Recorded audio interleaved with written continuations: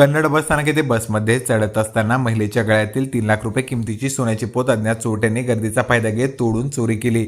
या प्रकरणात कन्नड शहर पोलीस ठाण्यात गुन्हा दाखल होताच पोलिसांनी अवघ्या 5 तासात तपासाची चक्रे फिरवत मुद्देमालासह आरोपीस ताब्यात घेतले।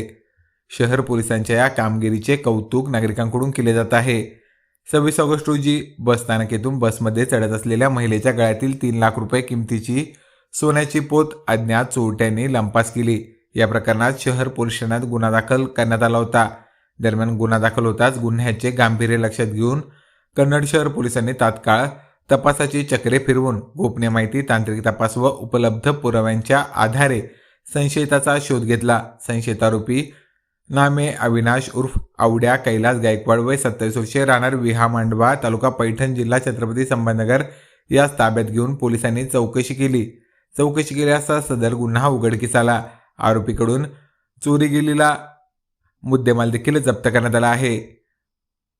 गुन्हा घडल्यानंतर पोलिसांनी अत्यंत वेगाने तपास करून अवघ्या 5 तासांच्या आत आरोपीचा शोध घेत गुन्हा उघडकीस आणला व चोरीस गेलेला संपूर्ण मुद्देमाल हस्तगत केला।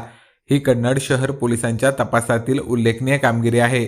सदरील कारवाई सहाय्यक पोलीस अधीक्षक अपराजिता अग्निहोत्री यांच्या मार्गदर्शनाखाली तसेच कन्नड शहर पोलीस ठाण्याच्या प्रभारी अधिकारी श्रीमती आरती पवार यांच्या सूचनेने सहाय्यक पोलीस निरीक्षक सतीश दिंडे, सहाय्यक फौजदार नासेर पठाण, पोलीस नाईक मोइज बेग, अंमलदार सागर सुलाने, विशाल लोंढे यांच्या पथकाने केले आहे। प्रकरणाचा अधिक तपास निरीक्षक सतीश दिंडे हे करीत आहेत।